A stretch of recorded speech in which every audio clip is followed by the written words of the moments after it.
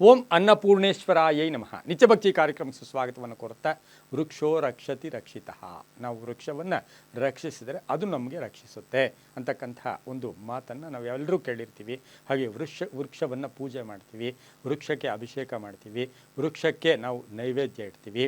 ಹಾಗೆ ಎಷ್ಟೋ ಪೂಜಾ ವೃಕ್ಷಗಳು ಕೂಡ ಇರುತ್ತೆ, ಫಲವೃಕ್ಷಗಳು ಕೂಡ ಇರುತ್ತೆ. ಹಿಂದಿನ ಕಾಲದಲ್ಲಿ ಮನೆ ಕಟ್ಟಬೇಕು ಅಂದರೆ ಮರಗಳು ಅಂದರೆ ವೃಕ್ಷಗಳು, ಇವತ್ತಿನ ದಿವಸ ನಾವು ಅದನ್ನು ಅದ್ರ ಬಗ್ಗೆ ಅಷ್ಟು ಗಮನ ಆದರೆ ಒಂದು ಯೋಚನೆ ಮಾಡಿ, ನಮಗೆ ನೆರಳನ್ನು ಕೊಡ್ತು, ಆಹಾರವನ್ನು ಕೊಡ್ತು, ಹಣ್ಣುಗಳನ್ನು ಕೊಡ್ತು, ಆರೋಗ್ಯವನ್ನು ಕೊಡ್ತು, ಹಾಗೆ ನಮಗೆ ಒಂದು ಸೂರನ್ನು ಕೂಡ ಕೊಟ್ಟಿದ್ದು ಯಾವುದು ಅಂದರೆ ಅದು ವೃಕ್ಷ.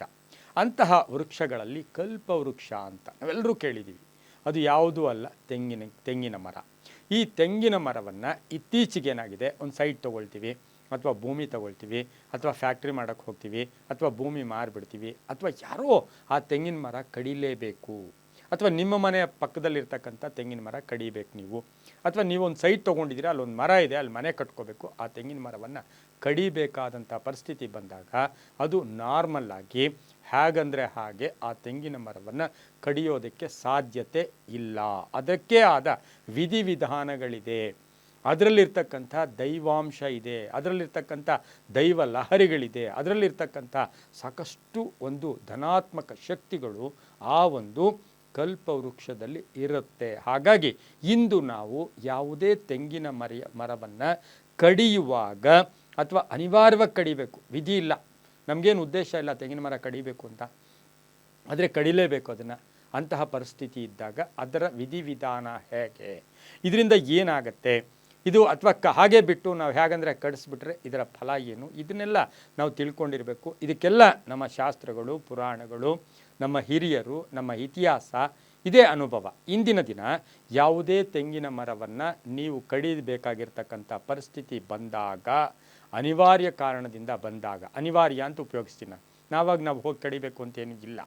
ಆದರೆ ಹಿಂದೆ ಏನಾಗಿತ್ತು, ಕೆಲವು ಹೊಲಗಳಲ್ಲಿ ಕೆಲವು ಕಡೆ ಏನಾಗಿತ್ತು, ಅದು ಸರಿಯಾಗಿ ಆ ತೆಂಗಿನ ಮರ ಸರಿಯಾಗಿ ಆ ತೆಂಗಿನಕಾಯಿ ಬಿಡ್ತಾ ಇಲ್ಲ, ಅದು ಒಂಥರ ಏನೋ ಆರೋಗ್ಯ, ಅದಕ್ಕೆಂದರೆ ಎಲ್ಲೋ ಒಂದು ಕಡೆ ರೋಗ ಪೀಡಿತ ಆಗಿದೆ ಅಂತ ಹೇಳ್ಬಿಟ್ಟು ಅದನ್ನು ಹೇಗಂದರೆ ಹಾಗೆ ಒಂದು ಮಾಸ್ ಅಂತ ಏನು ಕರಿತೀವಿ, ಒಟ್ಟಾರೆಯಾಗಿ ಕಡಿದು ಬಿಡ್ತಾಯಿದ್ರು. ಅದು ಕೂಡ ತಪ್ಪು. ಹೊಲದಲ್ಲಿರೋ ತೆಂಗಿನ ಮರ ಆಗಲಿ, ಮನೆ ಹತ್ರ ತೆಂಗಿನ ಮರ, ಅದಕ್ಕೆ ಒಂದು ಮುಹೂರ್ತವನ್ನು ನಿರ್ಣಯಿಸ್ಕೋಬೇಕು. ಹಾಗೆ ಆ ತೆಂಗಿನ ಮರವನ್ನು ಯಾವುದೇ ಕಾರಣಕ್ಕೆ ಮಂಗಳವಾರ, ಶುಕ್ರವಾರ ಯಾರೂ ಕಡಿಬಾರ್ದು. ಮಂಗಳವಾರ, ಶುಕ್ರವಾರ ತೆಂಗಿನ ಮರವನ್ನು ಕಡಿಬಾರ್ದು. ಅಮಾವಾಸ್ಯೆಯ ದಿನ ತೆಂಗಿನ ಮರ ಕಡಿಬಾರ್ದು. ಹುಣ್ಣಿಮೆಯ ದಿನ ತೆಂಗಿನ ಮರವನ್ನು ಕಡಿಯಬಾರದು. ಏಕೆಂದರೆ ಕಡಿಯೋಕ್ಕೆ ಮೊದಲು ವೃಕ್ಷ ಪ್ರಾರ್ಥನೆ ಅಂತಿದೆ, ಆ ವೃಕ್ಷಕ್ಕೆ ಪ್ರಾರ್ಥನೆಯನ್ನು ಮಾಡಬೇಕು, ಪೂಜೆ ಮಾಡಬೇಕು. ಆ ಪೂಜೆ ಮಾಡಿ ಪ್ರಾರ್ಥನೆ ಮಾಡ್ತಕ್ಕಂಥದ್ರಲ್ಲಿ ಕ್ಷಮಾಪಣೆ ಕೇಳಬೇಕು. ಅದಕ್ಕೆ ಕ್ಷಮಾಪಣೆ ಕೇಳಬೇಕು, ನನಗೆ ಬೇರೆ ದಾರಿ ಇಲ್ಲ, ನನ್ನನ್ನು ಕ್ಷಮಿಸ್ಬಿಡು, ನಾನು ನಿಮ್ಮ ಪರವಾಗಿ ಅಥವಾ ನಿಮಗೆ ನಿಮ್ಮ ಈ ತೆಂಗಿನ ಮರವನ್ನು ಕಡಿದು ಇನ್ನೊಂದು ಮರವನ್ನು ನಾನು ನೆಡ್ತೀನಿ ಅಂತಕ್ಕಂಥ ಒಂದು ಪ್ರಮಾಣ ವಚನ ಅಥವಾ ಕ್ಷಮಾಪಣೆ ಕೇಳಬೇಕು. ಅನಿವಾರ್ಯ ಕಾರಣಕ್ಕಾಗಿ ಕಡಿತಾ ಇದ್ದೀನಿ, ಇದರಲ್ಲಿರ್ತಕ್ಕಂಥ ಅಗೋಚರ ಶಕ್ತಿಗಳಿರ್ಬೋದು, ಈ ಮರದಲ್ಲಿರ್ತಕ್ಕಂಥ ಅಗೋಚರ ಶಕ್ತಿಗಳು, ಧನಾತ್ಮಕ ಶಕ್ತಿಗಳು, ಅವು ನನಗೆ ಕಾಪಾಡಲಿ, ನನ್ನ ತಪ್ಪನ್ನು ಕ್ಷಮಿಸಿ, ನಾನು ಇನ್ನೊಂದು ಮರ ನೆಡ್ತೀನಿ ಅಂತಕ್ಕಂಥ ಒಂದು ವಾಗ್ದಾನವನ್ನು ಅಲ್ಲಿ ಮಾಡಬೇಕು. ಹಾಗೆ ಸರಳ ಪೂಜೆ ಮಾಡಬೇಕು, ಗಂಧ ಇಟ್ಟು, ಅಕ್ಷತೆ ಇಟ್ಟು, ಹೂವಿಟ್ಟು ಆ ಮರವನ್ನು ಹಾಗೆಯೇ ಅದಕ್ಕೆ ದೀಪ ಹಚ್ಚಿ, ದೀಪಗಳಿಂದ ಪೂಜೆ ಮಾಡಿ, ಹಾಗೆ ಶಾಸ್ತ್ರಗಳ ಪ್ರಕಾರ ಅದನ್ನು ನಾವು ಇನ್ನೊಂದು ಮರವನ್ನು ತಂದಲ್ಲಿಟ್ಟು ಆ ಮರವನ್ನು ಕಡಿಬೇಕು. ಈಗ ಒಂದು ತೆಂಗಿನ ಮರ ಕಡಿಬೇಕು ಅಂದರೆ ಅದಕ್ಕೆ ಸಮನಾಗಿ ಒಂದು ಮರ ತಂದಲ್ಲಿಟ್ಟು ಅದಕ್ಕೆ ಪೂಜೆ ಮಾಡಿ ಈ ತೆಂಗಿನ ಮರವನ್ನು ಕಡಿಬೇಕು. ಇದು ಶಾಸ್ತ್ರಗಳ ಪ್ರಕಾರ.